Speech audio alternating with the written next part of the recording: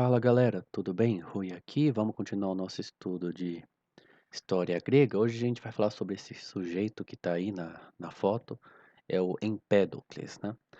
A gente está então num período ali que é um período de tentar responder às objeções de Parmênides, né?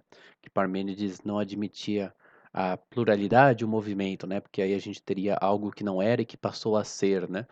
E a gente vai ver então três respostas, né, nos próximos três vídeos. A gente vai ver no próximo vídeo Anaxágoras, que vai responder, responder Parmênides tentando salvar a tradição jônia, né, aquela de Tales de Mileto, de Anax... É engraçado que depois do Tales, né, eles chamam Anaximandro, Anaxímenes e Anaxágoras, né, que é bem, muita coincidência, né, mas de qualquer forma. Aí tem um ramo científico do pitagorismo que vai tentar também responder a Parmênides, alterando um pouco a teoria do número, de como o número gera as coisas, né, de como que todas as coisas são números, mas usando um tipo de um atomismo, que vai levar depois às teorias atomistas de Demócrito e Leucipo, né? E o que a gente vai ver hoje que é Empédocles, que ele vai meio que juntar algumas coisas dos jônios com um dos pitagóricos, né? Então, Empédocles reconstruiu o sistema de Anaximandro de maneira a primeiro acomodar as proposições de Parmênides e depois prover um esquema para admitir a pluralidade e mutação, né? Que fica diferente de Anaxágoras, né? Então, Empédocles ele nasceu em Acragas, na Sicília, provavelmente na primeira metade do século V. Ele foi um apoiador da Revolução Democrática na Sicília, né? E ele era tipo um amigo mais velho de Gorgias, né? Que foi o Gorgias foi um dos criadores da retórica, né?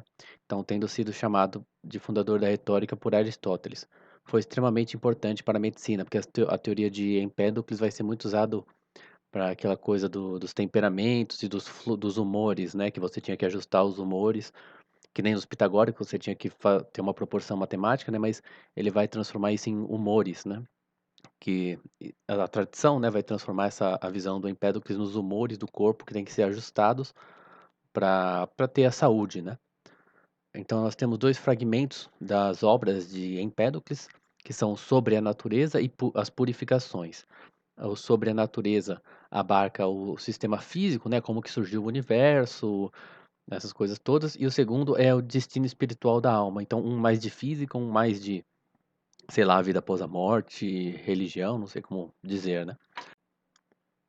Então, o Empédocles, apesar de ele aceitar algumas das críticas de Parmênides, né? Você não reconstrói um sistema contra certas críticas, a menos que você aceite alguma validade delas, né? Senão você fala, olha, essas críticas não fazem o menor sentido, eu vou continuar com o meu sistema do jeito que tá, né? Mas então o Empédocles aceita algumas das críticas do Parmênides, mas ele acha que é possível uma teoria em que existem poderes opostos, né? Algo que Parmênides não acreditava, e também com a pluralidade. Então, ele não precisa desconfiar dos sentidos como fazia Parmênides, né? E os argumentos de Parmênides são válidos para Empédocles, né? Se a gente assume que o ilimitado, né? Essa coisa primeira que existia, que deu origem a tudo, né? Ela era um contínuo sem distinções internas, né? Eu sei que é um uma ideia um pouco difícil, né? Mas é uma coisa inteiriça, digamos assim, sem partes, né? E sem nada dividindo, né? É uma coisa que não. Acho que seria isso, né? Não tem partes, não tem pedaços, né? Não tem. Ela só é, digamos assim, né? Mas o argumento de Parmênides não é válido se a gente supor que esse ilimitado, essa primeira coisa, né? Ela era uma mistura de diversos elementos, que foi a saída que Empédocles adotou. Deixa eu ver se ele fala um pouquinho. Ele começa aceitando de Parmênides a existência do vácuo e a negação do devir e do perecer, com o corolário de que um não pode se tornar vários. Os elementos quente, frio, seco e úmido devem sair do um, no sentido de uma separação e não de passar a existir, porque naquelas outras teorias que a gente viu, tinha tipo a mônada, né, e o ilimitado e o limitado saem da mônada, né, para os pitagóricos, ou para o sistema da escola de Mileto, né, tinha uma, uma coisa primordial, né, acho que eles chamavam de ilimitado também, e os elementos brotavam, saíam dela, né. Então essa é a crítica do Parmênides, né, quer dizer que tinha uma coisa que antes não existia, agora existe, né, quer dizer, ela é ou ela não é, porque ela não pode ser e não ser, mas num momento ela é, no outro ela não é, né. E o Empédocles fala: "Não, é que estava misturado ali os elementos, e eles só foram se separando, né, como se fossem, hã, já estava ali misturado, a gente vai ver que é quente, frio, seco e úmido, né, e agora vai lá, o seco vai para cá, o úmido vai para cá, né, então vai só se separando. Então não é que uma coisa que não existia passou a existir, é que uma mistura foi sendo separada, né. Então essas 4 coisas, né, o quente, o frio, o seco, o úmido, né, Empédocles entende elas como coisas e não como qualidades que a coisas têm, né, então eles são as coisas em si, são os elementos últimos que Empédocles chama de raízes, né, esse é o nome mais, usado por Empédocles, né, raízes. Então para justificar o movimento, ele diz que sempre que uma parte da mistura sai, outra substitui ela, né, então na verdade não tem nada que se perde, nem nada que se cria. Uma coisa vai substituindo a outra, né. Então se um pedaço de quente vai para um lado, alguma coisa que não é quente ocupa aquele espaço, né, basicamente isso. Para explicar o porquê da separação da substância primeira nos elementos, Empédocles afirma 2 substâncias automotoras, o amor e o ódio. Então teria essas 4 coisas, né. A substância primeira seria a mistura desses 4 elementos, essas 4 raízes, né, quente, frio, seco, úmido. E por que que elas se movem? Por que que ah, elas estavam juntas, né, e elas se separam? Por causa dessas 2 forças que são o amor e o ódio, né, ou filia e neikos, né. Esses não são uma invenção nova, eles são as forças opostas concebidas por Heráclito, né. Heráclito já entendia tinha um certo dualismo, né, de que, o mundo precisa ter forças contrárias, né, ele comparava com a lira, né, aquele instrumento ou qualquer instrumento de cordas, né, mas a lira que você tem que puxar dos 2 lados, né, a corda, para ela ter o som, né. Então o mundo é sempre composto por contrários, né, então ele é uma passagem de um para o outro, né, essa coisa toda. Então essa ideia teria vindo de Heráclito, e as coisas opostas, como pares de elementos, sofrem ao mesmo tempo atração e repulsão entre si, né. É bem estranho, porque quanto que ele sofre repulsão, quanto que ele sofre atração, né. Mas esses nomes, amor e ódio, não são só analogias, no certo sentido, é porque o amor é bom e o ódio é ruim, então isso seria o dualismo pitagórico reaparecendo. Para Empédocles, amor e ódio aparecem tanto como imagens míticas, sendo chamados de Afrodite e Ares, né? E depois os romanos, como Lucrécio, de Vênus e Marte, apesar de que os romanos não achavam Marte um deus ruim, né? Apesar dos deuses gregos e romanos terem certos paralelos, esse é um dos casos mais famosos, né, de que Marte, que é o deus da guerra para os romanos, é um deus bom, né, é um deus da conquista, da vitória, da glória, porque os romanos conquistavam muita gente, então eles gostavam, né, os gregos já Ares é funesto aos mortais, né, ele é ruim para os mortais, né, ele é a guerra no sentido da destruição mesmo, né.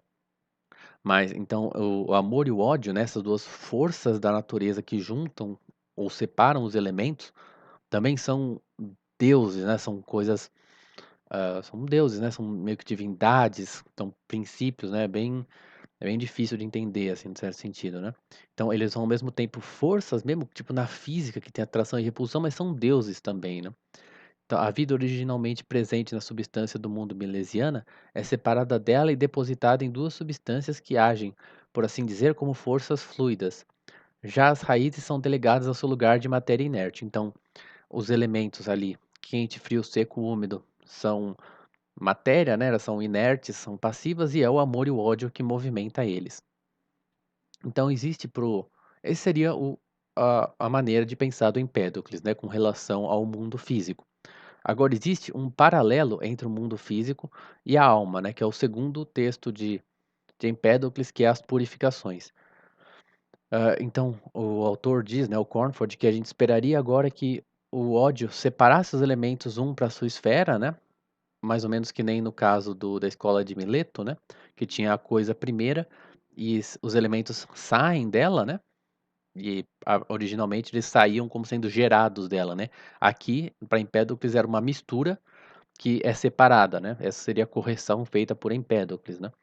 Mas, então, analogamente, a gente teria para Empédocles que o ódio começaria a separar os elementos que estavam nessa mistura primeira, para ir formando as várias coisas, mas não é assim que acontece.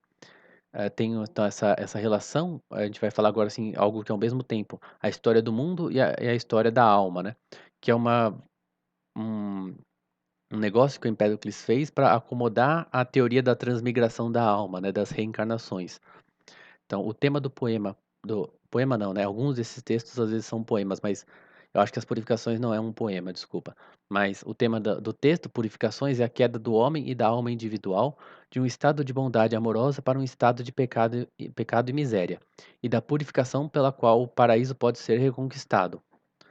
Essa doutrina é de caráter órfico, né, os órficos também tinham esse negócio da purificação, bom, os pitagóricos também tinham, né, e já fora descrita por Píndaro na segunda Ode Olímpica, escrita para Téron, o tirano de Acragas, quando Empédocles era jovem, né, então, o Píndaro já tinha falado disso, né, justamente para o tirano da cidade da qual Empédocles era, na qual ele nasceu, né, então você vê que já estava ali no meio essas ideias, né. Então o mundo e a alma começam no estado de amor, que é o primeiro estado, o estado de Vênus ou de Afrodite, né. No estado primeiro de inocência, Afrodite governava um reino indiviso, né, então era tudo igual, né, não tinha divisões, diferenças, né. Essa era dourada essa era dourada, não conhecia nem matança nem guerra. Todas as criaturas, feras e pássaros eram dóceis ao homem, e a chama da bondade amorosa queimava. Né, então realmente um reino do amor em si, né. Essa condição moral é correspondente ao estado do universo em que os elementos estavam todos misturados e unidos pelo amor.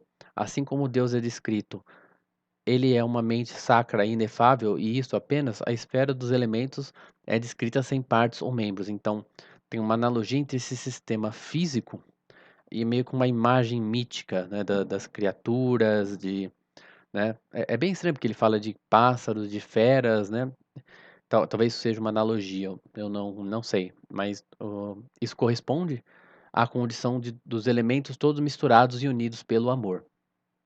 Então, a queda do homem veio pela quebra da lei da bondade amorosa, pelo derramamento de sangue, matança de animais e consumo de carne, já que a doutrina da transmigração cria um parentesco entre o homem e os animais. Então tem meio que uma coisa de, tipo, tudo ser uma coisa só, e quando o homem come, né, os animais, né, e usa violência, né, isso quebra essa lei que une todas as coisas, né.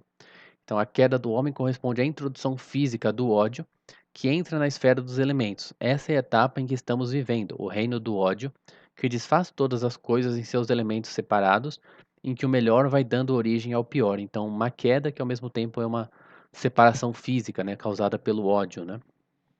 Aí teria um terceiro estado, que é o retorno ao amor, que a alma era purificada após várias reencarnações e podia retornar a Deus.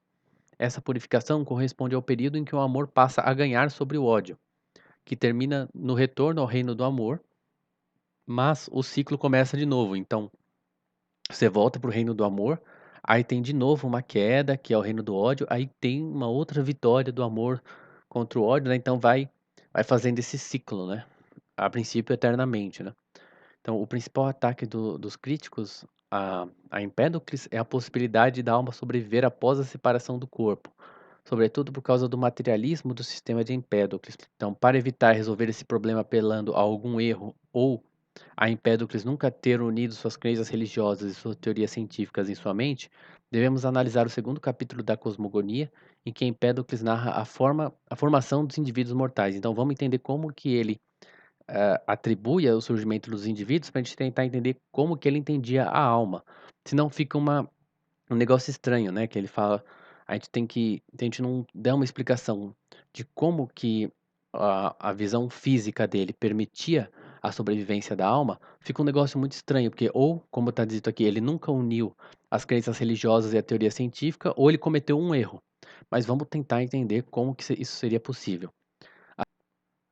Então, o Empédocles, ele vai usar, assim como os milesianos faziam, ele vai usar o processo climático para explicar o surgimento dos indivíduos, né. O processo climático seria aquela coisa do é climático mesmo, mas é a o fogo que está em volta, né, do mundo, na casca, né, por assim dizer, ele atrai a água pra a umidade, né, que seria a água para si, e depois a terra chama de volta a água por meio da chuva, né, então e esse processo é que dá origem aos seres vivos, né. Então esses elementos eram combinados em proporção numérica, por exemplo, os ossos eram 2 partes de água, 2 partes de terra, 4 partes de fogo, unidas pelo cimento da harmonia. Aristóteles dizia não ser claro no sistema de Empédocles se ele identificava a alma com a proporção dos elementos no corpo. Então fica meio difícil de saber, né? O pitagórico Filolau entendia a alma como uma harmonia, e é fácil atribuir essa ideia também a Empédocles, que foi influenciado por ele, que acreditava ser fácil conciliar essa concepção com a sobrevivência da alma.